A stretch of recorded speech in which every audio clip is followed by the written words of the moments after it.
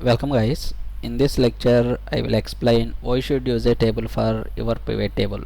Okay guys, in this lecture what I will do here, first I will create pivot table without table. Okay, then I will create pivot table with the table, then we can find difference easily. Okay, so first select any one cell in this data, go to insert tab, select pivot table, click on OK button.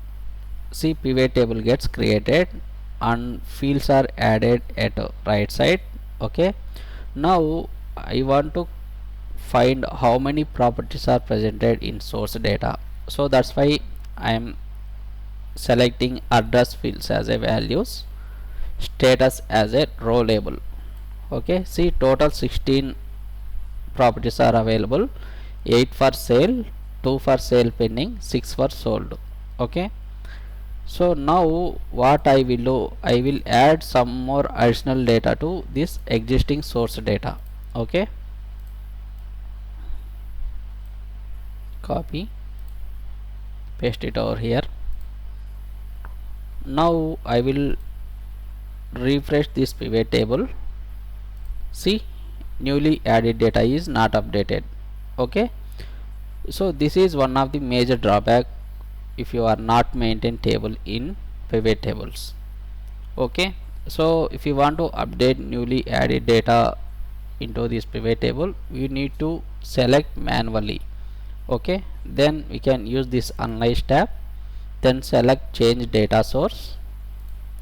Okay, then we can select whole data manually. Okay, click on OK button, then only pivot table gets updated. Okay, so this is very time consuming, right? Okay, let's suppose we have thousands of rows of data, so selection is very hard, right? So to overcome these type of issues in Excel, what I will do here, I will create simple table. Okay, so I will delete this pivot table first. Okay, I will delete this newly added data also. Next what I will do here, first I will convert this data into table format.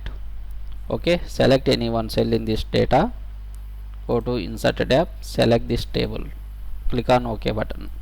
See, now this data is converted into table format. Okay, now I will create pivot table, select any one cell in this table data, go to insert tab, select this pivot table. See, pivot table gets created, right? Now I want to find how many properties are presented in the source data. Okay, then status as a row label. Okay, see, total 16 is presented, right? Now I will add new data to existing source data. Okay, now I will refresh this pivot table. See, newly added data get automatically updated. So if I maintain table data, data get automatically updated in pivot tables also. Why? Because tables are in dynamic in nature.